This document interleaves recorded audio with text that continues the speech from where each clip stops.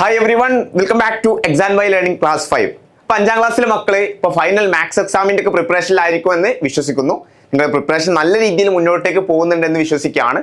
അപ്പോൾ നല്ല രീതിയിൽ നിങ്ങൾക്ക് എക്സാമിന് പെർഫോം ചെയ്യാൻ കഴിയട്ടെ എന്ന് ഞാൻ ആശംസിക്കുകയാണ്. അപ്പോൾ അതിൻ്റെ ഒരു ഫൈനൽ ചെക്ക് ലിസ്റ്റ് ആയിട്ട്, അതായത് നിങ്ങൾ ഓരോ ചാപ്റ്ററിലും എന്തൊക്കെയാണ് പഠിക്കുന്നത്, ഈ ഒരു കാര്യങ്ങളൊക്കെ നിങ്ങൾ നോക്കിയോ എന്നുള്ള രൂപത്തിൽ ഒരു ഫൈനൽ ചെക്ക് ലിസ്റ്റ് പോലെയാണ് നമ്മൾ ഈ ഒരു ചെറിയ വീഡിയോയുമായിട്ട് വന്നിട്ടുള്ളത്. അപ്പോൾ നിങ്ങൾക്കറിയാം ഏകദേശം 12 ചാപ്റ്റേഴ്സ് ആണ് നമുക്കുള്ളത്. ഈ ഒരു 12 ചാപ്റ്റേഴ്സിൽ ഓരോ ചാപ്റ്റേഴ്സിൽ നമ്മൾ എന്തൊക്കെയാണ് മേജർലി നോക്കേണ്ടത്, എന്തൊക്കെയാണ് നമ്മളോട് പഠിക്കുന്നത്, ഈ ഒരു കാര്യങ്ങളൊക്കെ നിങ്ങൾ പഠിച്ചിട്ടില്ലേ എന്ന് നമുക്ക് ഈ ഒരു വീഡിയോ കാണുന്നതിലൂടെ ജസ്റ്റ് ഒന്ന് റിവൈസ് ചെയ്ത് ജസ്റ്റ് ഒന്ന് ഉറപ്പുവരുത്താൻ പറ്റും. ഓരോ കൺസെപ്റ്റും നമ്മൾ ഇൻഡെപ്ത് ആയിട്ട് പോവില്ല, ജസ്റ്റ് അതിന്റെ ഹെഡിങ്ങും എന്താണ് നമ്മൾ മേജർലി ഉദ്ദേശിക്കുന്നത് എന്നുള്ളത് നിങ്ങൾ പഠിച്ചിട്ടുണ്ടോ എന്നുള്ളത് ഉറപ്പുവരുത്തുക എന്നുള്ളതാണ് നമ്മൾ ഈ ഒരു വീഡിയോന്റെ ലക്ഷ്യം എന്ന് പറയുന്നത്. ഓക്കെ, അപ്പൊ നമുക്കറിയാം പാർട്ട് 1 ഏകദേശം 6 ചാപ്റ്റേഴ്സ് ആണുള്ളത്. 1 മുതൽ 6 വരെയുള്ള ചാപ്റ്റേഴ്സ് ആണ് നമുക്ക് പാർട്ട് 1 ടെക്സ്റ്റ് ബുക്കിൽ വരുന്നത്. അപ്പൊ അതിൽ ഏറ്റവും ഫസ്റ്റ് ചാപ്റ്റർ ആണ് നമുക്ക് ലൈൻസ് ആൻഡ് സർക്കിൾ എന്ന് പറയുന്ന ആ ഒരു ചാപ്റ്റർ. അപ്പൊ അവിടെ കൃത്യമായിട്ട് നമ്മൾ സെറ്റ് സ്ക്വയറിന്റെ യൂസേജും മറ്റു കാര്യങ്ങളൊക്കെ പഠിക്കുന്നുണ്ട്. അതുപോലെ തന്നെ സർക്കിൾ എങ്ങനെയാണ് വരയ്ക്കുക, അതുപോലെ തന്നെ മറ്റ് സർക്കിൾ റിലേറ്റ് ചെയ്തിട്ടുള്ള കുറച്ച് കൺസ്ട്രക്ഷൻസ് നമ്മൾ കൃത്യമായിട്ട് എന്ത് ചെയ്യുന്നുണ്ട്, അവിടെ പഠിക്കുന്നുണ്ട്. വളരെ ഇമ്പോർട്ടന്റ് ആയിട്ട് നമ്മൾ മനസ്സിലാക്കേണ്ട ഒരു കാര്യം റേഡിയസ് പോലെയുള്ള കൺസെപ്റ്റുകളൊക്കെയാണ്. അപ്പൊ അത് കൃത്യമായിട്ട് നിങ്ങൾ ഇവിടെ പഠിച്ചിട്ടുണ്ടാവും എന്ന് തന്നെ എക്സ്പെക്ട് ചെയ്യാണ്. വളരെ സിമ്പിൾ ആയിട്ടുള്ള വളരെ ബേസിക് ആയിട്ടുള്ള ഒരു ചാപ്റ്റർ ആണ്. അതായത് നിങ്ങൾ ഹയർ ക്ലാസ്സിലോട്ടൊക്കെ പോകുന്ന സമയത്ത് ലൈൻസ് അതുപോലെ തന്നെ ആംഗിൾസ് റിലേറ്റ് ചെയ്ത് ഒരുപാട് ഇൻഡെപ്ത് ആയിട്ടുള്ള കാര്യങ്ങൾ പഠിക്കും. അപ്പൊ അതിൻ്റെയൊക്കെ ഏറ്റവും വളരെ ബേസിക് ആയിട്ടാണ് ഈ ഒരു kind of chapter lines and circle എന്ന് പറയുന്ന ഈ ഒരു ചാപ്റ്റർ നിങ്ങൾക്ക് വരുന്നത്. അപ്പൊ ഇത് നല്ല രീതിയിൽ തന്നെ നിങ്ങൾ പഠിച്ചിട്ടുണ്ട് എന്ന് ഞാൻ എക്സ്പെക്ട് ചെയ്യാം. അതിന്റെ കൺസ്ട്രക്ഷൻ ആണെങ്കിലും മറ്റു പാർട്ട് ആണെങ്കിലും അടിപൊളിയായിട്ട് നിങ്ങൾ മുന്നോട്ടേക്ക് പഠിച്ചിട്ടുണ്ട് എന്നുള്ളത് ഞാൻ എക്സ്പെക്ട് ചെയ്യാണ്. ഓക്കെ, രണ്ടാമത്തതാണ് നമുക്ക് നമ്പർ വേൾഡ് വരുന്നത്. അപ്പൊ ഇവിടെ തന്നെ നമുക്ക് നമ്പർ സിസ്റ്റങ്ങൾ, അതായത് ഇപ്പോ ഇന്റർനാഷണൽ നമ്പർ സിസ്റ്റങ്ങളിലും ഇന്ത്യൻ നമ്പർ സിസ്റ്റത്തിലും എന്തൊക്കെയാണ് അതിന്റെ പേര് പറയുന്നത് അല്ലെ. ഇപ്പോ നമ്മൾ 10 lakh എന്ന് പറയുന്ന സമയത്ത് അവിടെ പുറത്താണെങ്കിൽ അത് മില്യൺ എന്നാണ് പറയാ. അങ്ങനെ ഡിഫറെന്റ് ടേംസ് കുറച്ച് നമ്മൾ എന്ത് ചെയ്യുന്നുണ്ട്, അവിടെ പഠിക്കുന്നുണ്ട്. പിന്നെ അവിടെ കപ്രേക്കർ കോൺസ്റ്റന്റിനെ കുറിച്ച് ആ ഒരു ചാപ്റ്ററിൽ ജസ്റ്റ് ഒന്ന് മെൻഷൻ ചെയ്യുന്നുണ്ട് അല്ലെ. അതുപോലെ തന്നെ നമ്മൾ ഓരോ ബിഗ് നമ്പേഴ്സ് അല്ലെ, അവിടെ എത്ര സീറോസ് ആണ് വരുന്നത്, എങ്ങനെയാണ് ഒരു നമ്പേഴ്സ് റെപ്രസെന്റ് ചെയ്യുക, അതിന്റെ പ്ലേസ് വാല്യൂ, ഇങ്ങനെ തുടങ്ങി കൃത്യമായിട്ട് നമ്പേഴ്സിനെ കുറിച്ച് കൃത്യമായിട്ട് ഒരു ഇൻഡെപ്ത് ആയിട്ട് പോകുന്ന ഒരു ചാപ്റ്റർ ആണ് നമ്പർ വേൾഡ് എന്ന് പറയുന്നത്. അപ്പൊ ഇതും ഈ ഒരു കൺസെപ്റ്റും കാര്യങ്ങളൊക്കെ തന്നെ നിങ്ങൾ കവർ ചെയ്തിട്ടുണ്ട് എന്ന് തന്നെയാണ് ഞാൻ എക്സ്പെക്ട് ചെയ്യുന്നത്. മൂന്നാമത്തെ ഒരു ചാപ്റ്ററിലേക്ക് വരുന്ന സമയത്ത് നമുക്ക് മൾട്ടിപ്ലിക്കേഷൻ മെത്തേഡ് ആണ്, അല്ലെങ്കിൽ മൾട്ടിപ്ലിക്കേഷൻ മെത്തേഡ്സ് എന്നാണ് നമുക്ക് എന്ത് ചെയ്യുന്നത് ചാപ്റ്ററിന്റെ നെയിം വരുന്നത്. ഇവിടെ നമ്മൾ പ്രൊഡക്റ്റ് ഡിഫറൻസ് ആണ് ഏറ്റവും ആദ്യം പഠിക്കുന്നത്. അതിനുശേഷം നമ്മൾ റെക്ടാംഗിൾ മൾട്ടിപ്ലിക്കേഷൻ പഠിക്കുന്നുണ്ട് അല്ലേ. അപ്പൊ ഒരു ബോക്സ് ആക്കിയിട്ട്, ഇപ്പൊ എക്സാമ്പിൾ ആയിട്ട് 24x17 എന്നാണെങ്കിൽ നമ്മൾ അവിടെ എന്ത് ചെയ്യും, ജസ്റ്റ് ഒരു ബോക്സ് ആക്കിയിട്ട് നമ്മൾ എന്ത് ചെയ്യും, അവിടെ റെക്ടാംഗിൾ മൾട്ടിപ്ലിക്കേഷൻ ചെയ്യും. നിങ്ങൾ ഓൾറെഡി ആ ഒരു ടെക്സ്റ്റ് ബുക്കിലൊക്കെ ആ ഒരു സംഭവം കണ്ടിട്ടുണ്ടായിരിക്കും. അതുപോലെ തന്നെ ഒരുപാട് ക്വസ്റ്റ്യൻ അത് റിലേറ്റ് ചെയ്ത് നിങ്ങൾ ചെയ്തിട്ടുണ്ടാവും അല്ലെ. അതുപോലെ തന്നെ സ്ക്വയർ നമ്പേഴ്സ് അല്ലെ, ഫോർ എക്സാമ്പിൾ ആയിട്ട് പറയുകയാണെങ്കിൽ 36, അല്ലാന്നുണ്ടെങ്കിൽ 4, 9, ഇതൊക്കെ തന്നെ എന്താണ് കൃത്യമായിട്ട് സ്ക്വയർ നമ്പേഴ്സ് ആണ്. അപ്പൊ സ്ക്വയർ നമ്പേഴ്സിനെ കുറിച്ച് നമ്മൾ പഠിക്കുന്നുണ്ട്. അതുപോലെ തന്നെ സ്ക്വയർ പ്രൊഡക്റ്റിനെ കുറിച്ചും എന്ത് ചെയ്യുന്നുണ്ട്, സ്ക്വയർ നമ്പേഴ്സിന്റെ ശേഷം നമ്മൾ എന്ത് ചെയ്യുന്നുണ്ട്, പഠിക്കുന്നുണ്ട്. അപ്പൊ 2 സ്ക്വയർ നമ്പേഴ്സ് ജസ്റ്റ് നമുക്ക് മൾട്ടിപ്ലൈ ചെയ്ത് കഴിഞ്ഞാൽ കിട്ടുന്ന നമ്പറും എന്ത് തന്നെയായിരിക്കും, സ്ക്വയർ നമ്പർ ആയിരിക്കും എന്നുള്ള ആ ഒരു ഐഡിയ വളരെ കൃത്യമായിട്ട് നമ്മൾ ഈ ഒരു ചാപ്റ്ററിൽ എന്ത് ചെയ്യുന്നുണ്ട്, അവിടെ പഠിക്കുന്നുണ്ട്. നാലാമത്തെ ഒരു ചാപ്റ്ററിലേക്കാണ് നമ്മൾ മൾട്ടിപ്ലിക്കേഷൻ മെത്തേഡ് പഠിച്ച അതേപോലെ തന്നെ നമ്മൾ എന്തുകൂടി പഠിക്കുന്നുണ്ട്, അവിടെ 4ാമത്തെ ചാപ്റ്ററിലേക്ക് എത്തുമ്പോൾ ഡിവിഷൻ മെത്തേഡ് നമ്മൾ പഠിക്കുന്നുണ്ട്. ഇവിടെ നേരത്തെ പറഞ്ഞതുപോലെ ഡിവിഷൻ ആൻഡ് മൾട്ടിപ്ലിക്കേഷൻ ആണ് ഏറ്റവും ഇമ്പോർട്ടന്റ് ആയിട്ട് നമ്മൾ നോക്കുന്നത്. നേരത്തെ നമ്മൾ റെക്ടാംഗിളിന്റെ മൾട്ടിപ്ലിക്കേഷൻ നോക്കിയതുപോലെ തന്നെ റെക്ടാംഗിളിന്റെ ഡിവിഷൻ നമ്മൾ എന്ത് ചെയ്യുന്നുണ്ട് ഈ ഒരു ചാപ്റ്ററിൽ, 4ാമത്തെ ചാപ്റ്ററിൽ നമ്മൾ പഠിക്കുന്നുണ്ട്. അതുപോലെ തന്നെ റിമൈൻഡർ എന്ന് പറയുന്ന ഒരു കൺസെപ്റ്റ് അല്ലേ. അപ്പൊ റിമൈൻഡർ എന്ന് പറയുന്നത് ശിഷ്ടമാണ്. എക്സാമ്പിൾ ആയിട്ട് 21 എന്ന് പറയുന്ന നമ്പറിനെ നമ്മൾ 4 കൊണ്ട് ഡിവൈഡ് ചെയ്ത് കഴിഞ്ഞാൽ നമുക്ക് എത്ര റിമൈൻഡർ വരാം, 1 ആണ് റിമൈൻഡർ വരും അല്ലെ. അതായത് 21നെ നമുക്ക് 5 × 4 + 1 എന്ന് പറയാൻ പറ്റും അല്ലെ. ഈ 1 ആണ് അവിടെ എന്ത് ചെയ്യുക, റിമൈൻഡർ ആയിട്ട് വരുന്നുണ്ടായിരിക്കുക. അപ്പൊ ശിഷ്ടം അല്ല എന്നുണ്ടെങ്കിൽ റിമൈൻഡർ എന്ന് പറയുന്ന ഈ ഒരു കൺസെപ്റ്റ് നമ്മൾ എന്ത് ചെയ്യുന്നുണ്ട്, കൃത്യമായിട്ട് ഇവിടെ പഠിക്കുന്നുണ്ട്. ഇനി നമ്മൾ ഒരു ഫ്രാക്ഷന്റെ കേസിലോട്ട്, അല്ലെങ്കിൽ പാർട്ട് നമ്പർ എന്ന് പറയുന്ന ഒരു ചാപ്റ്ററിലോട്ട് നമ്മൾ പോകുന്നത് 5ാമത്തെ ഒരു ചാപ്റ്റർ ആണ്. അപ്പോൾ ഫ്രാക്ഷന്റെ ഏറ്റവും ബേസിക് ആയിട്ടുള്ള കാര്യങ്ങളൊക്കെ നമ്മൾ ഇവിടെയാണ് മേജർ ആയിട്ട് എന്ത് ചെയ്യുന്നത്, പഠിക്കുന്നത്. ഓക്കെ, അപ്പോൾ ഫ്രാക്ഷനിൽ കുറേ അധികം കാര്യങ്ങൾ നമ്മൾ ഇനി ഹയർ ക്ലാസ്സിലോട്ട് പോകുമ്പോഴൊക്കെ നമ്മൾ എന്ത് ചെയ്യും, പഠിക്കും. അപ്പോൾ അതിൻ്റെയൊക്കെ ഏറ്റവും ബേസിക് ആയിട്ട് നമ്മൾ ഇനി അതിന്റെ മൾട്ടിപ്ലിക്കേഷൻ, ഡിവിഷൻ, മറ്റു ഓപ്പറേഷൻസും മറ്റു കാര്യങ്ങളൊക്കെ നമ്മൾ പഠിക്കാനുണ്ട്. അപ്പോൾ അതിൻ്റെയൊക്കെ ഏറ്റവും ബേസിക് ആയിട്ട് നമ്മൾ ഫ്രാക്ഷന്റെ ബേസിക്സ് പഠിക്കുന്നത് ഈ ഒരു പാർട്ട് നമ്പറിലാണ്. ഓക്കെ, 6ാമത്തെ ഒരു ചാപ്റ്റർ ടൈമിനെ കുറിച്ചാണ് അല്ലേ. അപ്പൊ അവിടെ കൃത്യമായിട്ട് 12 hour ഫോർമാറ്റ് എങ്ങനെയാണ് വരുന്നത്, 24 hour ഫോർമാറ്റ് എങ്ങനെയാണ് വരുന്നത്, അതുപോലെ തന്നെ മിനിറ്റ് ഹാൻഡിന്റെയും അവർ ഹാൻഡിന്റെയും സെക്കൻഡ് ഹാൻഡിന്റെ ഒക്കെ അവരുടെ റൊട്ടേഷൻ എങ്ങനെയാണ് വരുന്നത്, അങ്ങനെയുള്ള കാര്യങ്ങളെ കുറിച്ച് കൃത്യമായിട്ടുള്ള ഒരു ഐഡിയ നമ്മൾ ഇവിടെ നിന്ന് ഉണ്ടാക്കുന്നുണ്ട്. അതുപോലെ തന്നെ കലണ്ടർ മാത്ത് അല്ലെ, കലണ്ടർ റിലേറ്റ് ചെയ്തിട്ടുള്ള കുറച്ച് കാര്യങ്ങളും നമ്മൾ എന്ത് ചെയ്യുന്നുണ്ട് ഇവിടെ നോക്കുന്നുണ്ട്. അതുപോലെ തന്നെ ഇപ്പൊ കലണ്ടറിൽ നമ്മൾ പറയേണ്ട ഒരു കാര്യമാണ് ഇപ്പൊ ലീപ്പ് ഇയറും അതുപോലെ തന്നെ നോൺ ലീപ്പ് ഇയർ ഒക്കെ അല്ലെ. ലീപ്പ് ഇയറിലാണെങ്കിൽ 366 ഡേയ്സ് ആണ്, അത് മറന്നു പോകരുത്. നോൺ ലീപ്പ് ഇയറിലാണെങ്കിൽ അവിടെ 365 ദിവസങ്ങളാണുള്ളത്. അപ്പൊ ഒരു ഇയർ ലീപ്പാണോ നോൺ ലീപ്പാണോ നോക്കുന്നത് ഒബ്വിയസ്ലി നിങ്ങൾ എന്ത് ചെയ്തിട്ടുണ്ടാവും, ഇവിടെ പഠിച്ചിട്ടുണ്ടാവും എന്ന് തന്നെയാണ് ഞാൻ എന്ത് ചെയ്യുന്നത്, എക്സ്പെക്ട് ചെയ്യുന്നത്. ഓക്കെ ആണല്ലോ. അപ്പൊ ഇത്രയാണ് നമുക്ക് പാർട്ട് 1 വരുന്നത്. നമ്മൾ പാർട്ട് 2 വരുന്ന സമയത്ത് അവിടെയും നമുക്ക് ഒരു 6 ചാപ്റ്റേഴ്സ് ആണ്.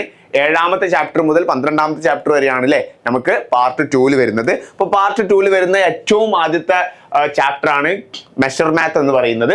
അപ്പോൾ ഇവിടെ കൃത്യമായിട്ട് നമ്മൾ ഏറ്റവും ഇമ്പോർട്ടൻ്റ് ആയിട്ട് മനസ്സിലാക്കേണ്ടത് കൺവേർഷൻ ആണ്. പല കുട്ടികൾക്കും ഭയങ്കരമായിട്ട് ബുദ്ധിമുട്ടാവുന്ന ഒരു കാര്യമാണ് കൺവേർഷൻ എന്ന് പറയുന്നത്, യൂണിറ്റ് കൺവേർഷൻസ്.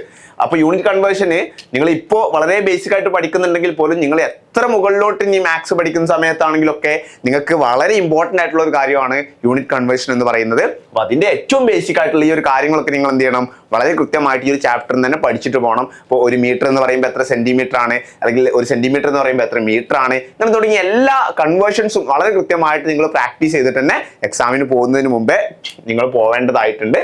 അടുത്തത് നമ്മൾ ഫ്രാക്ഷൻസിനെ കുറിച്ച് ഓൾറെഡി പറഞ്ഞു.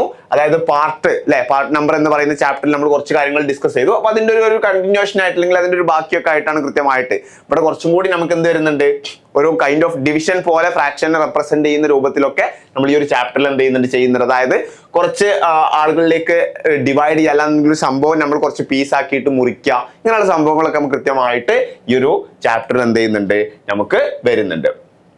ഓക്കെ, ഇനി നമ്പർ 9 അല്ലെങ്കിൽ ചാപ്റ്റർ 9 വരുന്ന സമയത്ത് നമുക്ക് അവിടെ നമ്പർ റിലേഷൻസ് ആണ്. അപ്പൊ നമ്പർ റിലേഷൻസിൽ നമുക്ക് ഫസ്റ്റത്തെ കാര്യം വരുന്നത് അഡീഷൻ, സബ്ട്രാക്ഷൻ ആണ്, മൾട്ടിപ്ലിക്കേഷൻ എന്നുള്ളതാണ്. അപ്പൊ നമുക്ക് ഇപ്പൊ 2 നമ്പർ എക്സാമ്പിൾ ആയിട്ട് മൾട്ടിപ്ലൈ ചെയ്യണം.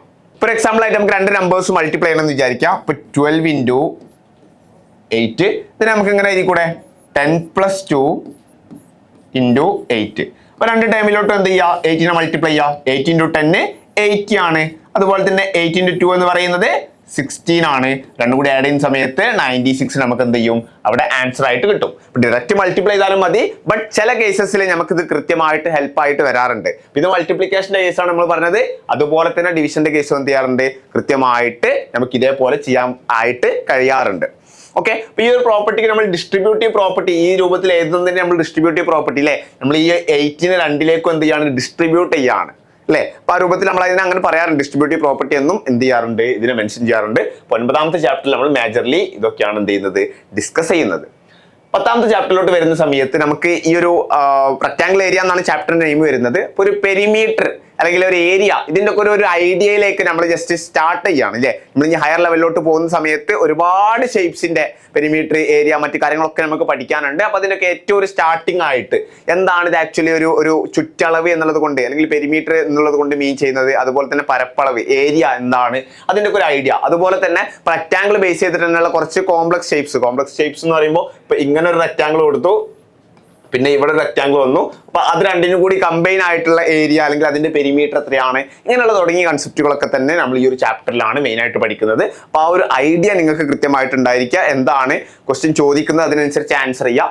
പിന്നെ യൂണിറ്റുകൾ വളരെ ഇമ്പോർട്ടൻ്റ് ആണ്. ഇപ്പൊ നമുക്ക് പെരിമീറ്റർ അല്ലെങ്കിൽ ബൗണ്ടറി അല്ലെ, അതിന്റെ ആ ഒരു ചുറ്റളവ് ബൗണ്ടറി ആണ് നമ്മളോട് ചോദിക്കുന്നതെങ്കിൽ അവിടെ ഇപ്പൊ സെന്റിമീറ്ററോ മീറ്ററോ ഒക്കെ ആയിരിക്കും നമുക്ക് മേജർലി യൂണിറ്റ് ആയിട്ട് വരുന്നുണ്ടായിരിക്കാം. അത് പരപ്പളവിലോട്ട് ഏരിയയിലോട്ട് പോകുന്ന സമയത്ത് അത് സെന്റിമീറ്റർ സ്ക്വയറോ അല്ലെങ്കിൽ സ്ക്വയർ സെന്റിമീറ്ററോ അല്ലെങ്കിൽ സ്ക്വയർ മീറ്ററോ ഒക്കെ ആയിട്ട് എന്ത് ചെയ്യും, നമുക്ക് അവിടെ മാറും. ഇപ്പൊ സെക്കൻഡ് ലാസ്റ്റ് ചാപ്റ്റർ ആണ് വിത്തിൻ ദ നമ്പേഴ്സ് എന്ന് പറയുന്നത്. ഓക്കെ, അപ്പൊ അവിടെ നമ്മൾ മേജർലി പഠിക്കുന്ന കൺസെപ്റ്റുകളാണ് മൾട്ടിപ്പിൾസ്, ഫാക്ടേഴ്സ് അല്ലെ. ഇപ്പൊ ഒരു നമ്പറിനെ വേറെ നമ്പർ കൊണ്ട് ഡിവൈഡ് ചെയ്യാന്നുണ്ടെങ്കിൽ നമുക്കത് അതിന്റെ ഒരു ഫാക്ടർ ആണെന്നുള്ളത് എന്ത് ചെയ്യാം, നമുക്ക് പറയാൻ പറ്റും. ഇപ്പൊ എക്സാമ്പിൾ ആയിട്ട് നമുക്ക് 12നെ എന്തുകൊണ്ട് ഡിവൈഡ് ചെയ്യാം, 3നെ കൊണ്ട് ഡിവൈഡ് ചെയ്യാൻ പറ്റും, കൃത്യമായിട്ട് നമുക്ക് ഹരിക്കാൻ വേണ്ടിയിട്ട് പറ്റും അല്ലെ. അങ്ങനെയാണെങ്കിൽ 12ന്റെ ഒരു ഫാക്ടറാണ്, ഒരു ഘടകമാണ് 3 എന്ന് നമുക്ക് പറയാൻ പറ്റും. അപ്പൊ മൾട്ടിപ്പിൾസും ഫാക്ടേഴ്സും ഒക്കെ നമ്മൾ കൃത്യമായിട്ട് ഇവിടെയാണ് നമ്മൾ പഠിച്ചു പോകുന്നത്. അതുപോലെ തന്നെ കോമൺ ഫാക്ടേഴ്സ് എന്ന് പറയുന്ന ഒരു ടേം നമ്മൾ എന്ത് ചെയ്യുന്നുണ്ട്, ഇവിടെ പഠിക്കുന്നുണ്ട്. അപ്പൊ ഈ ഒരു കാര്യങ്ങളൊക്കെ തന്നെ ഫാക്ടേഴ്സിന്റെ മൾട്ടിപ്ലിക്കേഷൻ റിലേറ്റ് ചെയ്തിട്ടുള്ള കാര്യങ്ങളൊക്കെ തന്നെ നിങ്ങൾ ഈ ഒരു ചാപ്റ്ററിൽ പഠിച്ചു പോകുന്നുണ്ട് എന്നുള്ളത് ഉറപ്പുവരുത്തുക. ഏറ്റവും ലാസ്റ്റ് ചാപ്റ്റർ ആണ് ടേബിൾസ് ആൻഡ് ഗ്രാഫ്സ് അല്ലെ. അപ്പൊ ടേബിൾസും ഗ്രാഫും അല്ലെ, ഗ്രാഫിൽ മെയിൻ ആയിട്ട് നിങ്ങൾക്ക് ഇവിടെ വരുന്നത് ബാർ ഗ്രാഫ് ആണ് കേട്ടോ. അപ്പോൾ ബാർ ഗ്രാഫിൽ നിന്ന് ഒരു ഗ്രാഫ് തന്നു കഴിഞ്ഞാൽ അതിൽ നിന്ന് എന്തൊക്കെ കാര്യങ്ങൾ മനസ്സിലാവും, അതിനെ ബേസ് ചെയ്ത് വരുന്ന ക്വസ്റ്റ്യൻസ് നിങ്ങൾക്ക് ആൻസർ ചെയ്യാൻ കഴിയണം. ഇപ്പോൾ കുറച്ച് ഗ്രാഫ് വന്നിട്ട് ഇപ്പോൾ എക്സാമ്പിൾ ഒരു 5 കുട്ടികളുടെ മാർക്കിന് ബേസ് ചെയ്തിട്ടാണ് നിങ്ങൾക്ക് ഗ്രാഫ് തരുന്നതെങ്കിൽ ഏത് കുട്ടിക്കാണ് ഏറ്റവും കൂടുതൽ മാർക്ക് കിട്ടിയത് എന്ന് ചോദിച്ചു കഴിഞ്ഞാൽ നമുക്ക് ആ ഗ്രാഫ് നോക്കിയിട്ട് പറയാൻ പറ്റണം. ഓക്കെ, അപ്പൊ അങ്ങനെ ഗ്രാഫ് റിലേറ്റ് ചെയ്തിട്ട് ക്വസ്റ്റ്യൻസ് വന്നു കഴിഞ്ഞാൽ വളരെ ആക്ച്വലി സിമ്പിൾ ആണ്. ബട്ട് നിങ്ങൾ അത് കുറച്ചും കൂടി ക്വസ്റ്റ്യൻസ് പ്രാക്ടീസ് ചെയ്ത് ആ ഒരു കൺസെപ്റ്റ് എന്ത് ചെയ്യണം, നിങ്ങൾ തറോ ആക്കേണ്ടതായിട്ടുണ്ട്. അപ്പോൾ ഇത്രയും ചാപ്റ്റേഴ്സ് ആണ് നമുക്ക് മേജർലി വരുന്നത്. അപ്പോൾ ഈ ഒരു ചാപ്റ്റേഴ്സ് ഒക്കെ തന്നെ നല്ല രീതിയിൽ പ്രിപ്പയർ ചെയ്ത് പോവുക. നിങ്ങൾക്ക് ഏതെങ്കിലും കൺസെപ്റ്റ് റിലേറ്റ് എന്തെങ്കിലും കാര്യങ്ങളിൽ ഡൗട്ട് ഉണ്ടെന്നുണ്ടെങ്കിൽ നിങ്ങൾക്ക് ജസ്റ്റ് താഴെ കമന്റ് ആയിട്ട് അറിയിക്കാം. അപ്പോൾ നിങ്ങൾ എല്ലാം പ്രിപ്പയർഡ് ആയി എന്ന് തന്നെ വിശ്വസിക്കുകയാണ്. സോ വളരെ ഇമ്പോർട്ടൻ്റ് ആയിട്ട് മറ്റൊരു കാര്യം പറയാനുള്ളത്, നിങ്ങൾ കോൺഫിഡൻ്റ് ആവുക എന്നുള്ളതാണ്. പഠിച്ച കാര്യങ്ങൾ നല്ല രീതിയിൽ എഴുതാൻ വേണ്ടി ശ്രമിക്കുക. അതുപോലെ തന്നെ ഒരു എക്സാമിനേഷൻ പേപ്പറിൽ നിങ്ങൾ കിട്ടുന്ന സമയത്ത് നിങ്ങൾക്ക് ആദ്യം അറിയുന്ന ക്വസ്റ്റ്യൻസ് വേഗം ചെയ്ത് പോയി ആ രൂപത്തിൽ നിങ്ങൾ എന്ത് ചെയ്യുക, ടൈം മാനേജ് ചെയ്ത് ആൻസർ ചെയ്യാൻ വേണ്ടി ശ്രമിക്കാം. നമുക്ക് ഓൾറെഡി അറിയാം ടൈം മാനേജ്മെന്റ് എന്ന് പറയുന്നത് വളരെ ഇമ്പോർട്ടൻ്റ് ആയിട്ടുള്ള ഒരു സ്കിൽ തന്നെയാണ്. സോ നിങ്ങൾ എക്സാമിനേഷൻ നല്ല അടിപൊളിയായിട്ട് തന്നെ എഴുതാൻ വേണ്ടി ശ്രമിക്കുക. All the best for you exam. And അടുത്തൊരു വീഡിയോയുമായിട്ട് നമുക്ക് വീണ്ടും കാണാം. അതുവരേക്കും ബൈ.